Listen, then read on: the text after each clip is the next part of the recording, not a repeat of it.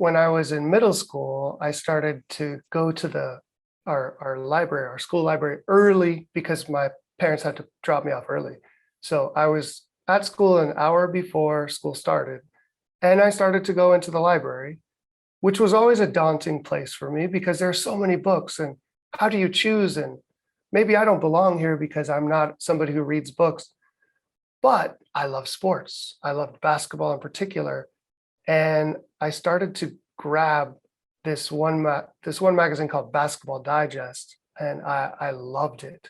I would devour it every single time the new issue came out. I would just race through it. So I would go to this one table. There were many tables, and I would find my little favorite table. And I still have this weird uh, feeling where I need this certain table, even when I'm writing at a coffee shop. But so I went to this one table, and then I thought, is it kind of strange that I'm reading a basketball magazine in the library? This seems wrong. This isn't real reading, because that's kind of the messaging I got back then. So I thought I was kind of clever. So I grabbed the biggest book I could find, usually a big Russian novel with all these names I couldn't pronounce. And I would put Basketball Digest inside of it. And I was like, okay, now at least the librarian will think I'm here for the right reason. And so I would just read Basketball Digest inside of it. And I thought she barely even noticed me there, but occasionally she'd come by and say, oh, I see you got a Russian novel there. How are you liking this? And, I would just sort of think I was so clever, 8th grade.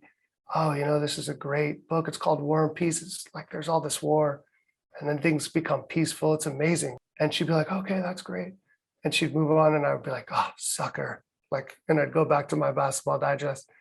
And then, of course, she knew all along that I was reading a basketball magazine and would always pass me, secretly, the new issue. And I was always confused, what's going on here? How does she know this? Well, she's somebody who actually noticed the people who were in her library, and she saw us. And the bummer is, looking back of that whole story, what bothers me the most is that somehow I had received this message that reading about sports was not real reading.